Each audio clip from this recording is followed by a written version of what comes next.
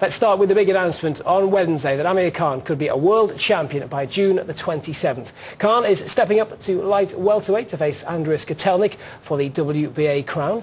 Right now on the line is Amir's promoter Frank Warren. Frank, welcome to the show. How you doing? You've caught a few people by surprise with this one, Frank. Well, I'm hoping we caught Kotelnik by surprise. It's a big call for Amir. He's stepping up a weight. He's going from lightweight to light welter. Kotelnik's no stranger to this country. He's fought here 3 times. He beat Gavin Rees, who was undefeated at the time for the title.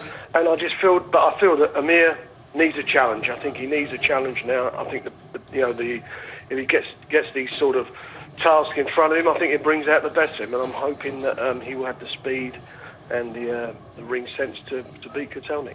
Now, Frank, Kotelnik's, he's a good, decent enough champion. I think he's a good enough champion, don't get me wrong. Now, is this move up to light welterweight because Kotelnik was available, or is it more to do with the fact, and I've been banging on about this on this show, sometimes like a nutcase, that I feel that Amir needs to move up anyway to light welter? Which is it, or is it a combination of the two? It's a combination of the two. He's #1 in the WBO lightweight division after beating Barrera, but Marquez, it's no secret, has got a couple of fights lined up, so that means he'll just be sitting there until something happens. And the other champions are not available. So, as I say, I needed to find something for him for June that was meaningful, and this is a very, very meaningful fight. They were trying to make Kotelnik against Steve Ortiz, the Golden Boy fighter, and in fact, they said, according to the Golden Boy, they had agreed to terms and everything. So I managed to nip in there quickly and get a deal done. And that's why Amir's in, and Amir needs fights like this. Kotelnik's no slouch. People forget he won the silver medal in the Sydney Games. He got beat by Kindland, same guy who beat Amir in his when he fought in the games. So he's got a great amateur pedigree, and he's done everything that's been asked him as a pro. He's a quality fighter. Never been stopped and all of that. That's great. Now, Frank, so are you suggesting there is a chance, in theory, let's assume Amir wins, and it's a big if, I've got to tell you, I think it's a big if. I thought the Barrera was a big risk. I think this is a massive risk, I've got to be honest with you. If Amir were to win, you're not ruling out a return to lightweight? No, I think we've got to look, consider all options at the time, and that's because you've got junior divisions, you can do that sort of thing. Ricky Hatton's gone up and fought at welterweight. Joe Calzacchi's moved up to light heavyweight and so forth. Guys can move between the weights if they're quality fighters. It frequently happens in America. You've seen it with lots of different fighters doing that. As far as Amir's concerned, it's hopefully seizing the moment, and I believe that Amir at his best will beat Kotelnik, but it won't be easy. It'll be a much, much tougher fight than Barrera. It'll be a totally different fight than Barrera.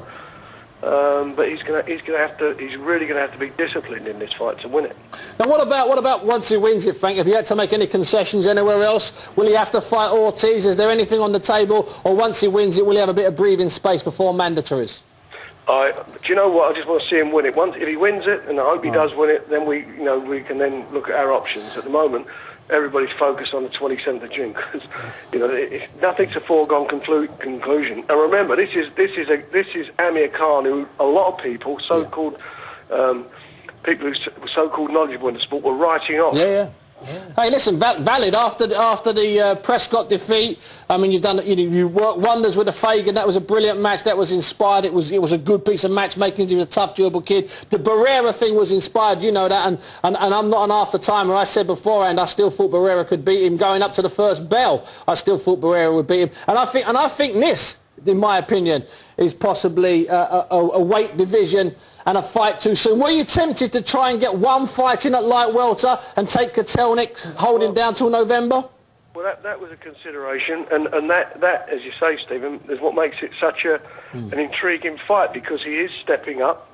It's not just about, people just sort of look at something and say, it means nothing to step up and do that, but it is a step up for him. He's only had, his 22nd fight, and it's a big call for him. And as I said last time, when he fought Barrera, how many young fighters, how many guys with that experience have you seen in the past fight a name such as Barrera. It just doesn't happen. And here again, we got you know, the young lad. He's stepping up, and he's going to fight for a world title against a bona fide champion, WBA champion. Nobody can knock that. No, listen, and the point I made on the show after he beat Barrera is if that had been Anthony Peterson, you know, the American who they're all hyping, had he smashed Barrera to bits in 5 rounds, we would have been going ballistic and saying we'd seen the second coming of Sugar Ray Leonard. But because it's Amir Khan, lots of people, and including too many people inside the trade, in my opinion, started to knock him the moment that gash opened. Well, and also, just remember that Amir got cut in the same fight. He got cut in a worse place. He had a bad cut above his eye. And, you know, thankfully the corner managed to work on it. But he was winning that fight. Despite the cut, he was too, you know, I always thought he'd be too big and too strong. And a couple of people said, you know, Barrera wasn't the fighter he was, etc., etc. But they knew that they'd seen as much as I'd seen of Barrera going into the fight. You know, the trade paper picked Barrera to beat, Boxing News picked Barrera to beat Amir. They all see the same Barrera that I see going into the fight. And it's all about, you know, what they hadn't seen is what they didn't take in consideration is the improvement that Amir has made under Freddie Roach and you know and the attributes that he's got. I mean, we all know every fighter's got faults, and he's worked on his defence, and I'm pleased to see in the last couple of fights, you know, he's improving that department. Frank, one quick question before we let you go. Any idea where it might be? I can imagine Amir would probably quite fancy maybe somewhere like the Reebok, a home fight. Any idea from your point of view where it could be?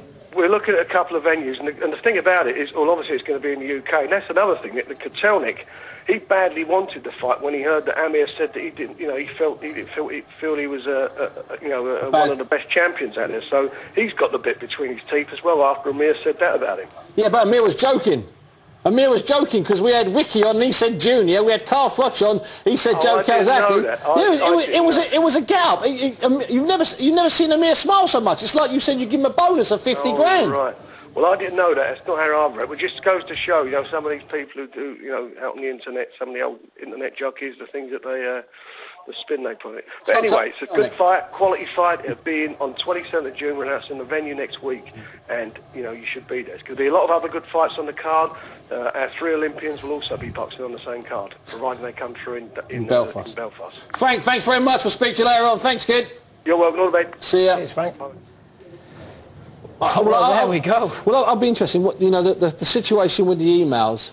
1 or 2 people are outraged, but you shouldn't be outraged. This is a modern business, and I know people give us a lot of stick on this show, Andy. They give you a bit of stick. They give me a bit of stick. They give you a lot of stick. See, boxing isn't like a straightforward business. Boxing is a sport where the best doesn't ever have to fight the best unless there's enough money on the table. This is not the Champions League. This is not the 2020 World Cup. This is not Wimbledon. This is not the Olympic 100-metre final. This is boxing. It's a different business. It moves and shakes and grooves and groans in different ways. And the way this fight has happened, let me just tell you this. Every single lightweight in the world has a promoter and a manager. And every single one of those promoters and managers could get on a plane, go and speak to Kotelnik's man, okay, Hans-Peter Cole, and make the fight. So John Murray could have fought this guy. Junior Witter could have fought this guy. It's a case of going out and doing the deals. That's why sometimes promoters are called deal makers rather than promoters. Don King, he's a deal maker. Frank Warren, he's a deal maker. Mick Hennessy has done some deals in the past, okay?